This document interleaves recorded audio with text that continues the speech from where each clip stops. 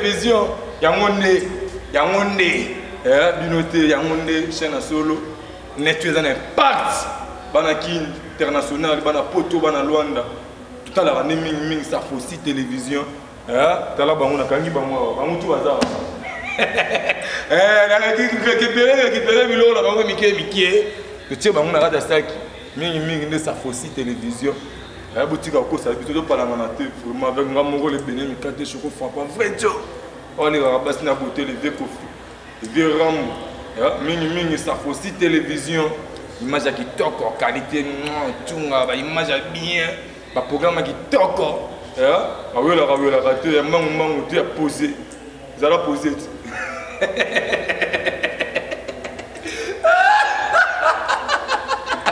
Ça faut aussi télévision qui n'y a pas. Ça faut aussi télévision qui n'y a pas. Minimum système qui n'y a pas. Baton yacht, dans le gaillot, baton yacht. C'est tout hier, n'enga tonga yo.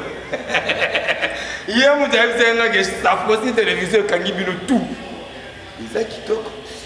Eza kitoko makasi chaîne na biso eza kitoko mama batutu mapoko toke vuma wol toke vuma ça faut aussi télévision na biso eza kitoko makasi chaîne na biso eza kitoko mama eza kitoko makasi kinyata totie bino kinyata bango na la bango tu baza wana kangi bango kaka kinyata.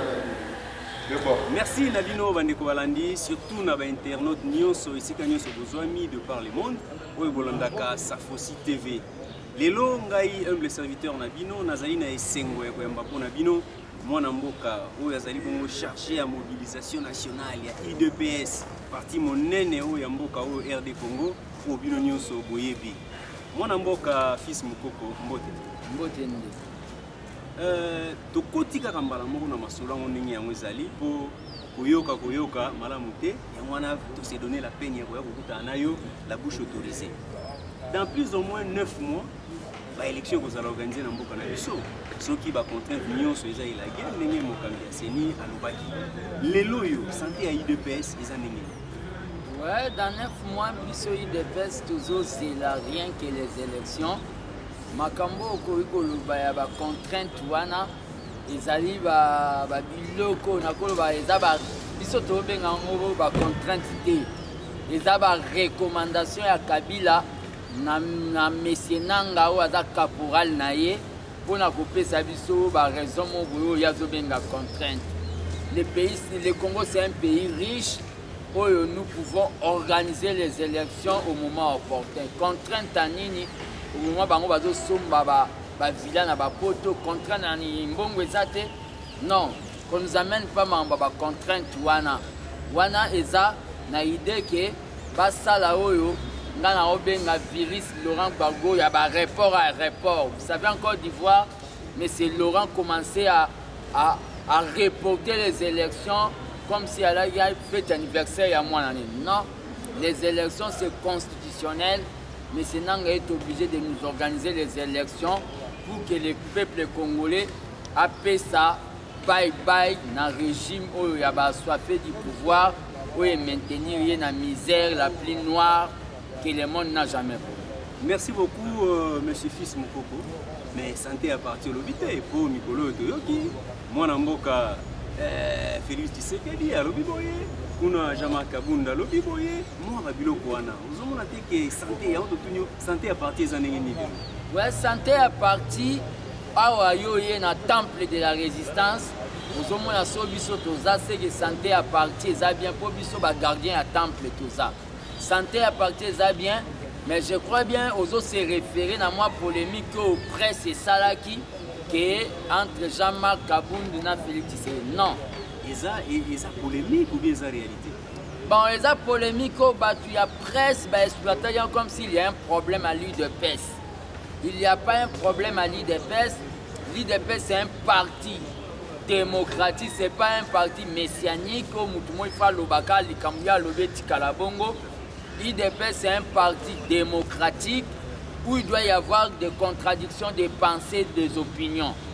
Le problème qu'il y a eu, monsieur le secrétaire général, à Monaki, Mabé, ete ndeko na ye oyo alinga mingi compagnon na Félix Tshisekedi akoka kokendela misusu kovanda même mpona lisolo na bato bapoignarda biso mpe bapoignarda peuple congolais comme M. Vital Kamerhe.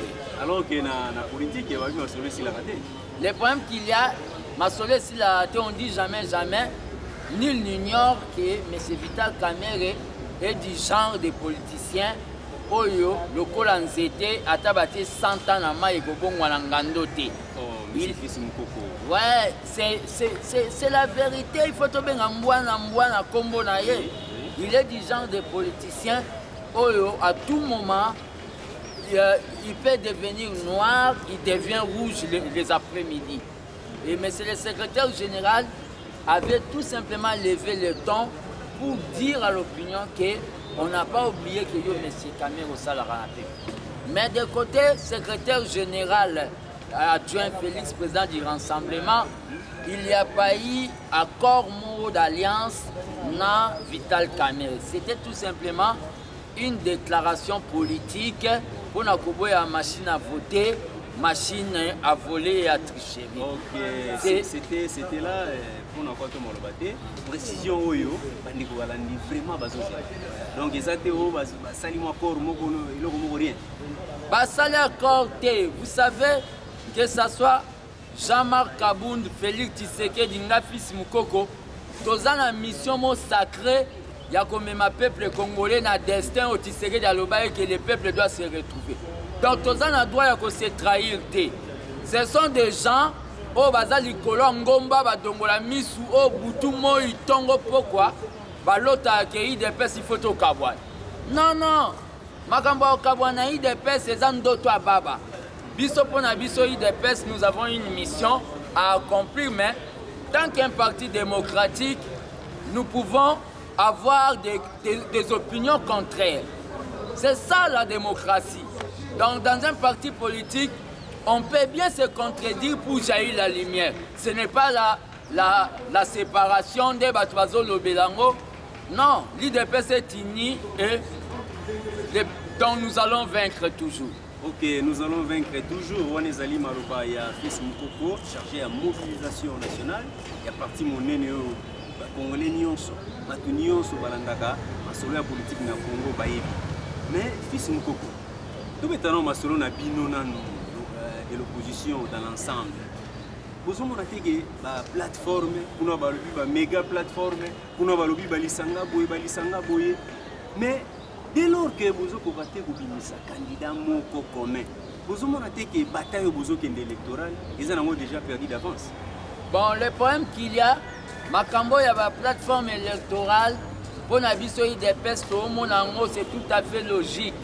C'est tout à fait logique. Batu bakoka ko s'organiser pe ba manifester ba ambition na bango.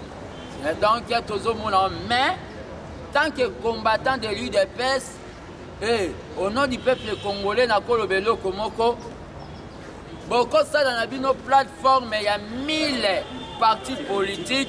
Mais les derniers mots appartiennent au peuple congolais. Donc, pour nous, l'IDPS, la plateforme Nabiso peut préparer pour représenter en Kalaté. Ça ne sera pas avec ma partie à papa, maman, oncle. Ça ne sera pas avec ma partie à des émissions télévisées, mais ça sera une plateforme pas avec des leaders politiques caméléons. Donc, changera des inconstants leaders.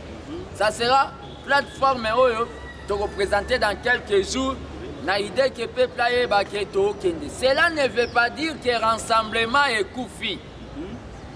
Rassemblement est Tikali, plateforme du combat pour la légalité. Voilà. Plateforme du combat pour la légalité. Et ça, bongo, rassemblement est héritage de la Tika. Rassemblement est coufité. Là, on est d'accord avec tous les amis que la plateforme du combat pour la légalité. Donc, dans quelques jours, l'IDPS présentera la plateforme avec les gens qui vont cavalier ensemble. Ok, Kalaté, on a la plateforme, on a toujours la perspective, on a la plateforme, méga.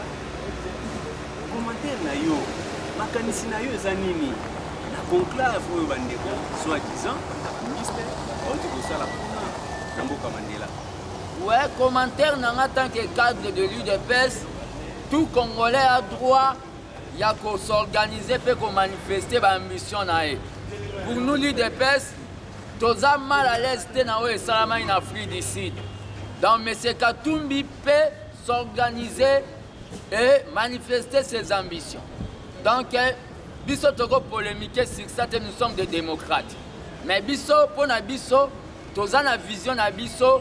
Après le congrès, dès que vous avez frappé, la machine électorale en marche. Voilà, la machine électorale est la mise en marche après le congrès. C'est pour le fils Mikoko. Tout le monde a ici quand exécutif Yamboka Isali. Pour la société civile déjà, Pesimbela, à Sengina Rasso Kassavou, ça va proposer une liste Moussoussou. Il y a des candidats prématurables. Pour que Moko na bango remplacer Tshibala Wazali le premier ministre par rapport à au bango ba qualifié des scandales aux oleka kuna na sanctuaire wana ya exécutif. Makanisi na yo zala ni. Ouais, makanisi na par rapport na mambo yo salama na primature na ebité même sera ba Lumumba na ba Bolikango soke salama. Sero ba banda lo bana ba kolaka te na politique. Mambo Tshibala sali azola tsaumake c'est quelqu'un qui n'a pas le vaccin de Tshisekedi. Mais en rapport na bato de bazolo bake, basala soki rassemblement oya bango, bato akasavubu, babimisa non. Oyoka iketi bala bango na bolenga nkoi baswana déjà. Affaire o bazo soigner les ara ya mbongo kaka. Ozo comprendre? Les affaires en mbongo. Soki bango na bango baswani ba comité na point ke ba bandolo ba makambo wana etali bango. Soki ba déshabiller Saint-Paul pour habiller Saint-Luc. Et tali bango kak. Chacun supportera sa propre charge. Donc, biso IDPS na minito yo. Makambu na soki ba oboma na guerre du palais et tali bango.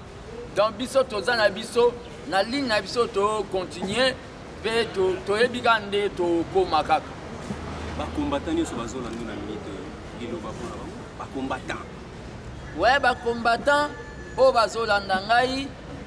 Na cadre cas ya mambo actualité boyokai ke le vieux Gizenga ba kotala et pas monsieur Kabila et pas que kotala malgré ma ça la passe mais soko kotala ba opeso quelque chose to kamwa qui vient à télémakia kenda kotala Gizenga to yeko comprendre que masu ese zinda mais mutu oliazo bois de sauvetage azui abwa kiango lisusu bois de sauvetage a peut-être ezalaki musique. C'est-à-dire, Gizenga andimi nae asila lokola mungwa nakati nzungwa pondu. Donc il y a vraiment le but que Kabila nous mourrons ensemble et nous vivrons ensemble. Donc c'est ça que de constater que immaturité en 1960 til le cinquantaine d'années après et ça nango kaka.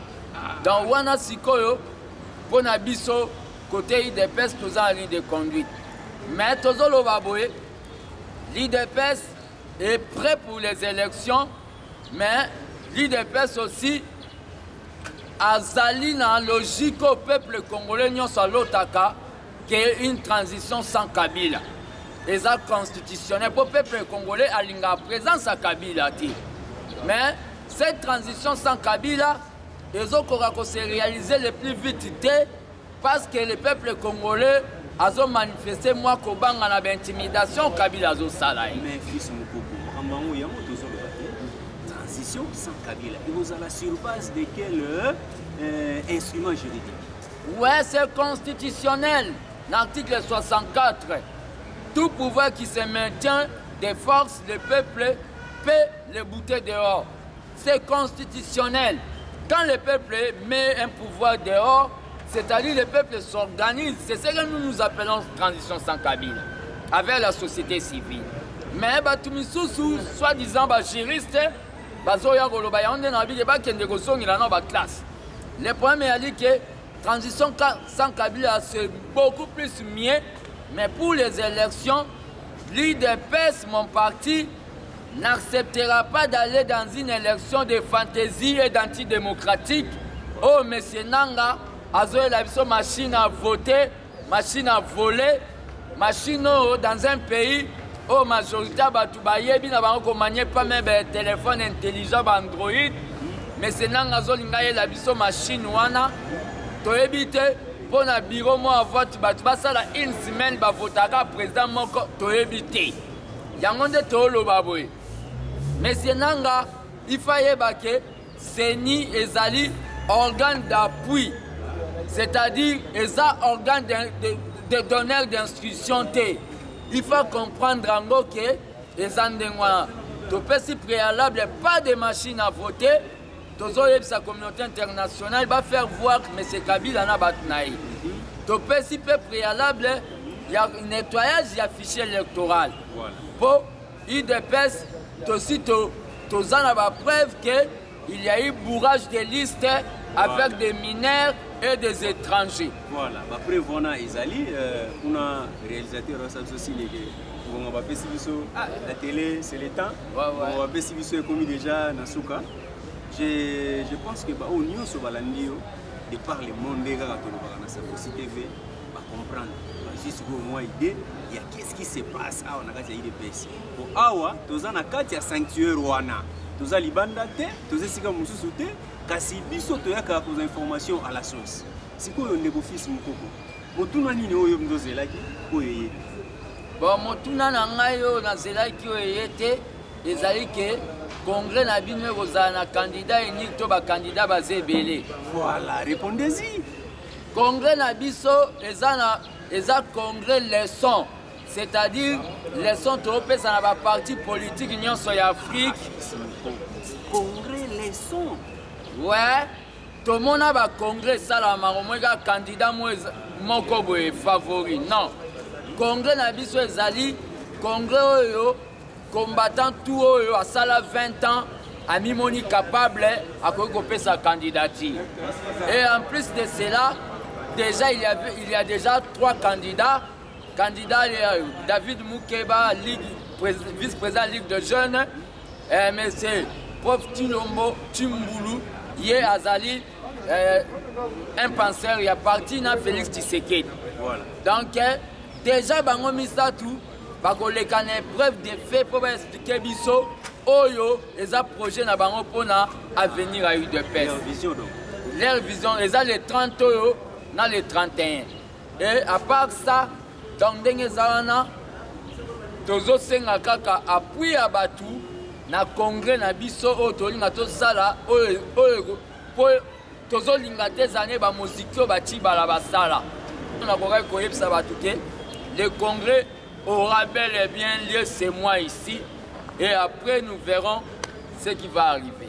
Batomanie ma o ba benga biso o pe batinda biso to ya kayo nini o ko yisa bango na maniema mutu botinda kiyo to sana ya zero mais ouais na maniema d'abord de manière globale pour Bamboka Bakatia pe Kili dans le Grand Kivu. Donc nazo pesa vraiment na Grand Kivu mbote na batu nyonso baza na Kivu oye koma lelo milelo. Na pensé particulièrement na batu ya Ituri na batu ya Beni. Tozo partager solidarité, il y a eu des pièces parties na bino. Donc soki biso de peste aux Ubu Konzi, nous croyons que 2 jours c'est trop pour Kimia vraiment les à la restaurer. Nazo pe sapé, continuez. Nazo pe sapé, mbote na ba femme nyonso bazala violée. Oyo bazala violée côté kuna ndenge toyo kaka. Toza de cœur na bango. Toza de cœur na kombo ya maman Marc Tshisekedi. Donc pour na bande kona biso tout ya Kivu. Nazo pesa bango mbote na sansu wana. Fils Mukoko, liloba ya suka en guise de conclusion pour na Barcelone na Mokolo. Liloba suka o na koloba na batu tout bazolandanga, ne perdez jamais l'espoir car le peuple gagne toujours. Le peuple a toujours gagné et ne perdez jamais l'espoir.